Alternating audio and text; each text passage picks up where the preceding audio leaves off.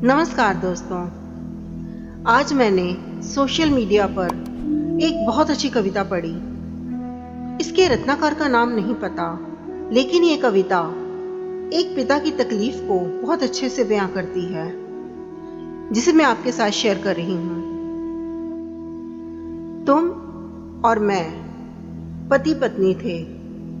तुम मां बन गई, मैं पिता रह गया।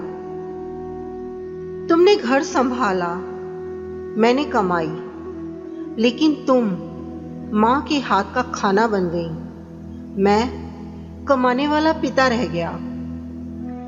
बच्चों को चोट लगी और तुमने गले लगाया, मैंने समझाया। तुम ममतामयी मां बन गई और मैं पिता रह गया। बच्चों ने गलतियां की, तुम उनका पक्ष लेकर अंडरस्टैंडिंग मॉम बन गई और मैं पापा नहीं समझते वाला पिता रह गया। पापा नाराज होंगे कहकर तुम बच्चों की बेस्ट फ्रेंड बन गई और मैं गुस्सा करने वाला पिता रह गया। तुम्हारे आंसुओं में मां का प्यार और मेरे छुपे हुए आंसुओं में मैं निष्ठुर पिता रह गया।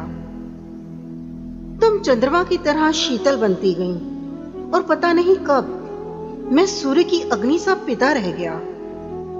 तुम धरती मां, भारत मां और मदर नेचर बनती गई और मैं जीवन को प्रारंभ करने का दायित्व लिए सिर्फ एक पिता रह गया। फिर भी ना जाने क्यों पिता पीछे रह जाता है। मां 9 महीने पालती है, पिता 25 साल पालता है। फिर भी ना जाने क्यों पिता पीछे रह जाता है। मां बिना तनख्वाह घर का सारा काम करती है, पिता पूरी कमाई घर पे लुटा देता है। फिर भी ना जाने क्यों पिता पीछे रह जाता है। मां जो चाहते हो वो बनाती है, पिता जो चाहते हो वो ला के देता है। फिर भी पता नहीं क्यों पिता पीछे रह जाता है। मां को याद करते हो जब चोट लगती है, पिता को याद करते हो जब जरूरत पड़ती है। फिर भी ना जाने क्यों पिता पीछे रह जाता है।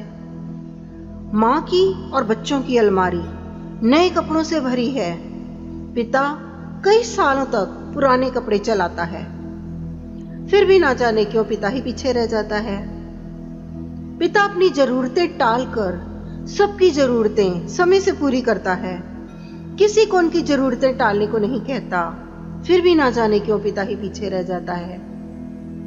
जीवन भर दूसरों से आगे रहने की कोशिश करता है, मगर हमेशा परिवार के पीछे खड़ा रहता है, शायद इसीलिए क्योंकि वो पिता है।